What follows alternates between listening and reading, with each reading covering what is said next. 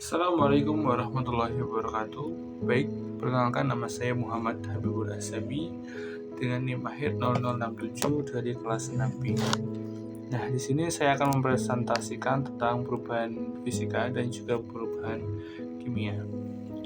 Nah, di presentasi kali ini kita ada beberapa topik. Yang pertama ada contoh ayat Al-Quran yang menyebutkan tentang perubahan fisika. Lalu ada penjelasan tentang perubahan fisika, lalu ada contoh perubahan fisika, setelah itu ada pengertian perubahan kimia, lalu ada juga tanda-tanda reaksi kimia, ada juga ada miskonsepsi tentang perubahan fisika dan juga perubahan kimia. Nah, masuk pada pembahasan pertama, yaitu adalah contoh ayat Al-Quran yang membahas tentang perubahan fisika.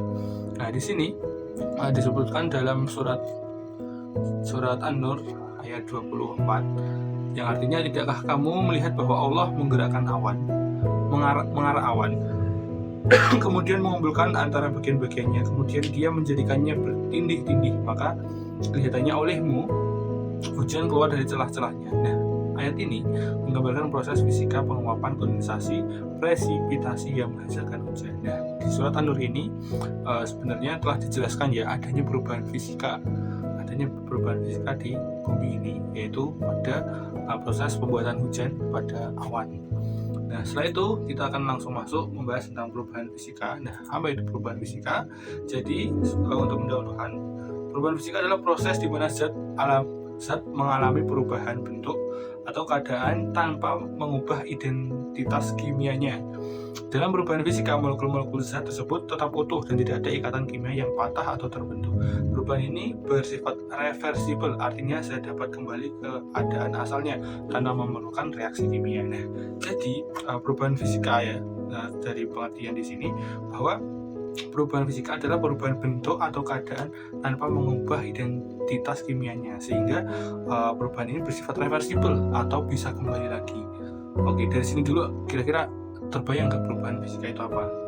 Contohnya adalah es, ya kan? Misal es itu menjadi cair. Nah, cair itu kan dari bentuk padat, zat padat lalu menjadi bentuk cair atau zat cair. Nah, itu namanya perubahan, contoh dari perubahan fisika.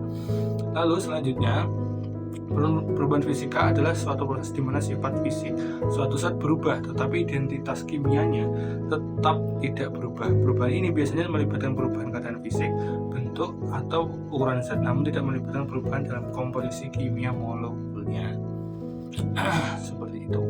Lalu contoh perubahan fisika yang pertama meliputi perubahan wujud atau fase. Misalnya tadi ya, yang seperti yang telah saya sebutkan, yaitu es yang mencair menjadi air atau air yang menguap menjadi uap. Nah, dalam kasus ini hanya wujud fisik saja yang berubah, sementara molekul H2O-nya tetap sama, karena kan sama-sama sebenarnya itu dari air, cuman berubah wujudnya dari cair menjadi padat, yaitu air menjadi es, lalu air menjadi gas, contohnya adalah menguap, yaitu zat cair menjadi zat gas. Lalu ada perubahan bentuk atau ukuran, misalnya memotong kayu menjadi potong-potongan yang lebih kecil atau merenggangkan karet gelang. Nah, misal nih di sini ada bolpen. Nah, bolpen ini kalau saya potong pakai gunting atau pakai pisau, otomatis akan menjadi dua bagian ya, tergantung kita memotongnya jadi berapa. Nah, itu akan berubah bentuknya dan berubah ukurannya. Nah, itu disebut perubahan fisika. Lalu ada perubahan warna. Dalam beberapa kasus perubahan fisika bisa melibatkan perubahan warna tanpa mengubah komposisi kimia, seperti perubahan warna pada bunglon atau cat mobil yang teroksidasi, seperti itu. Lalu yang terakhir adalah perubahan kepadatan, misalnya menekan gas dalam tabung sehingga volumenya berkurang. Komposisi kimia gas tidak berubah, hanya kepadatannya saja yang berubah. Selanjutnya, memahami perubahan fisika sangat penting dalam berbagai bidang ilmu dan industri karena memungkinkan kita untuk satu, mengendalikan proses industri. Proses seperti pendinginan, pemanasan, pemadatan, dan penguapan digunakan secara luas dalam industri makanan, farmasi, dan manufaktur. Yang kedua, menjelaskan fenomena alam. Banyak fenomena alam seperti siklus air, pembentukan salju, dan pelapukan batuan melibatkan perubahan fisika. Lalu yang terakhir adalah rekayasa material. Memahami sifat-sifat fisika material membantu dalam pengembangan bahan baru dengan sifat yang diinginkan seperti kekuatan, elastis, elastisitas dan konduktivitas. Nah, jadi perubahan fisika ini perlu kita ketahui, apalagi kalau kita itu dalam perindustrian ya, karena itu sangat bermanfaat atau sangat penting sekali kita untuk ketahui, karena seperti proses pemanasan, proses penguapan, pembekuan, nah itu harus kita pahami secara gamblang. Lalu kita akan masuk membahas tentang perubahan kimia. Nah, perubahan kimia adalah perubahan materi sebelum menjadi materi yang ada setelah perubahan itu. Nah, maksudnya ini contohnya adalah abu yang telah terbentuk tidak dapat dibuat menjadi kertas lagi. Artinya perubahan tidak bisa kembali ke bentuk semula atau disebut irreversible. Nah, misal ini pulpen saya bakar. Nah, ini ada korek nih kebetulan. Pulpen saya bakar akan meleleh dan berubah bentuk. Nah, berubah bentuk menjadi lelehan tadi itu kan tidak bisa kembali lagi menjadi bentuk pulpen yang utuh. Nah, itu namanya irreversible atau disebut juga dengan perubahan kimia. Next ya. Nah, tanda-tanda reaksi kimia yang pertama ada perubahan warna ketika dua macam cairan, yaitu ini contohnya ya, cairan timbal, nitrat dan cairan kalium iodia dicampurkan maka terbentuklah warna kuning. Itu disebut reaksi kimia.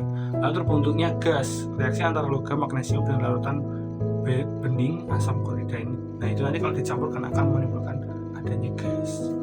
Lalu tanda-tanda reaksi kimia. Nah, terbentuk endapan yang pertama.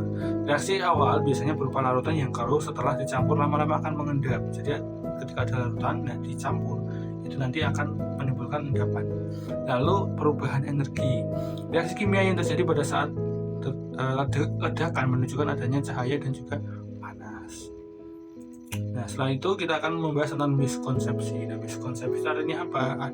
Artinya adalah konsep-konsep yang ditangkap oleh masyarakat atau orang-orang di sekitar kita yang ternyata itu adalah kesalahan gitu. Nah, yang pertama adalah masa benda. Masa suatu benda akan berubah ketika mengalami perubahan fisika. Nyatanya masa benda selalu sama.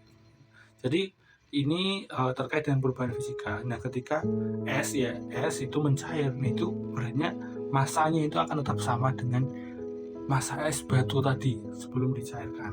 Lalu yang kedua adalah produk terlihat jelas. Tidak semua perubahan kimia menghasilkan produk yang berbeda secara kasat mata. Hanya terjadi perubahan secara halus. Contoh HCl plus NaOH sama dengan H2O dan NaCl. Seperti itu. Mungkin itu yang bisa saya sampaikan. Kurang lebihnya mohon maaf. Assalamualaikum warahmatullahi wabarakatuh. See you.